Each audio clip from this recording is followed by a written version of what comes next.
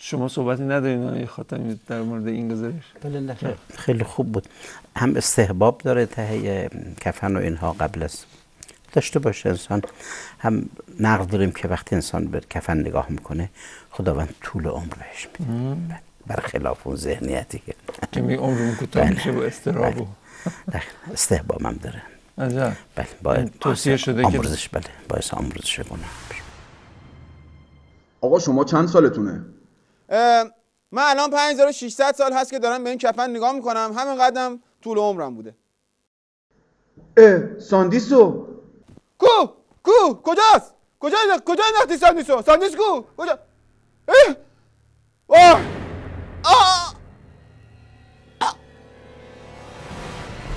چون نگاه از کفن برداشتم دیگه مردم. ببخشید جلو شما. فرشته ها 4 تا هستن، موقع اذان صبح 2 تا میاند و هستن تا اذان مغرب میرند. اذان مغرب 2 تا دیگه میان تا اذان صبح. اگر سر وقت نماز خونده بشه اونا می نویسند و میرن، اونا می میرسند می نویسند، 2 جا نوشته میشه این سر وقت، این خاصیت صبح اینا. به به به به به، خیلی خوش آمدین، خیلی خوش آمدین، دستتون در نکنه. چقدرم زود تشریف آوردین. آقا قربونت فردا شب اگه میشه یه خورده دیرتر بیاین، من چون صبح از خواب بلند نمیشم، شب دیر میام خونه، کار مار داریم دیگه، میریم برابر، اگه بشه یه خورده دیرتر بیاین. فقط این برای شما گذاشتم تو پاکتم، گذاشتم پول چاییه، قربونت برم، دست در نکنه. اگه میشه 2 تای ما رو هم بنویس، 2 تا رو اگه بتونی بکنید 4 تا ما قربان شما نوشید دیگه ها، دستتون در نکنه. خیلی ممنون، مرسی، قربونت برم، خیلی ممنون. این 2 تا فرشته و من معال 4 تا فرشته که در شبانه روز برای هر کس میاد، اینا نه قبلا برای کسی رفتن و نه بعدن تا قیامت برای کسی میرن. بله. ولی هر شبانه روز همین 4 تا نه خیر عوض میشن، برای هر کسی هم عوض میشه. فرشته ها خیلی زیاد هست. یعنی فرشته هر روز من 4 فرشته هر روز من جداست و برای هر کسی. بله.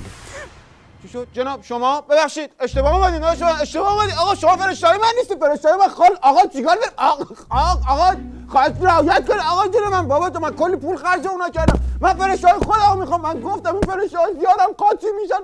آقا چرا میزنی؟ من که کاری نکردم. آقا ولم کن. عجب دستاری گیر کردی بابا. اینه که الان تو زندان هم هست، گاهی خلاصه جرم طرف رو میندازن گردنش که این اسم فلان مثلا چی تولد، مثلا سارق مثلا.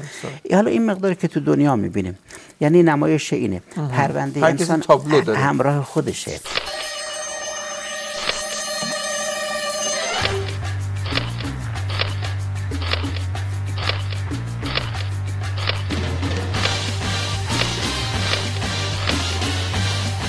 مأموران الهی از حال هر کس آگاهن، همطور که اشاره کردید. هر کی میاد تو معلومه چی کار است و به خصوص که اونها خب میدونن که چی کار هست. در مرحله‌ای که دارن از فرد بازجویی میکنن، این دانستن اونها دخالت در لحن اونها هم داره. یعنی مثلا یه بنده خوب که میاد جلو، میگن به سلام علیکم، اهلا و سهلا حضرت علی، خیلی خوش آمدید فلان. بعد یا مثلا یه آدم بدکار که میاد جلو، اون مثلا با غضب باش رفتار میشه.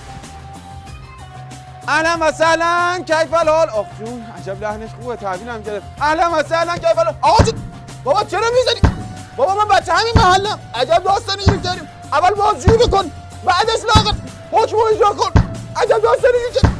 نقل داریم که خداوند قادر حساب تمام خلایق رو، چه مثبت چه منفی، در کمتر از طرفت عینی انجام بده. اما خب نمی‌کنه. نه اون هست در نزدش، اما خود معطلی قیامت عقوبته. خودش بخشی از کتکاست. بله که معطلی ها که این اگر مثبت باشه معطل نمیکنه. عجب داستانی داریم. با باتی ساعتمون از کار افتاد. هیچ کی نیست اینجا صدای ما رو بشنوه. ما 14000 سال اینجا معطلیم، ما دیگه خسته شدیم، عذاب معطلی ما رو کشت. بابا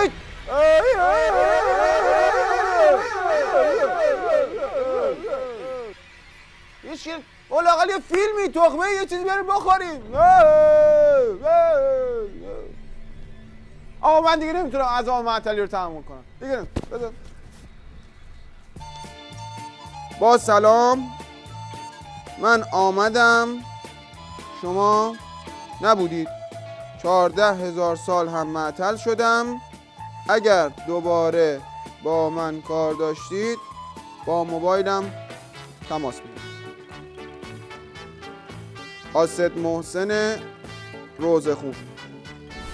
به سوالی هم حالا بچه‌ها هم میپرسن، میگن که زبون ما چیه؟ اون به چه زبانی این پرسش پاسخ اتفاق میفته؟ البته اهل بهشت به هر زبانی باشن زبانشون به عربی برمیگرده. بله. به همین خاطر هم تلقینا رو عربی میخونن، بنابراینه که این اهل بهشت میفهمه. و حتی عرب اگه اهل جهنم باشه زبانش به عجم برمیگرده. بله. حتی توی جهنم هیچ سخن عربی رد و بدل نمیشه، همش عجم، زبان غیر عربه. و تو بهشت هم کلا عربی حرف میزنن، یعنی اهل بهشت از اینجا به بعد همش عربی است. چون من بلدم. أرجو تكلم باللغة العربية للورود في الجنة. نعم شكرا. في بداية الأمر أهلا وسهلا. وعما أنا أصرف أحد من اللغات أزم يعظم عظما، دمر يدمر دمرو شد، و عمل يعمل عملیست.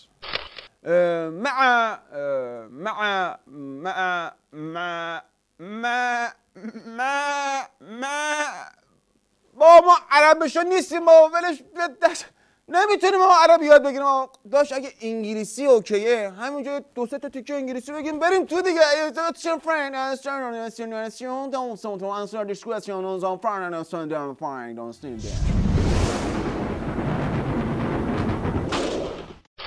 أنا آسف، يجب أن تروح بجهنم.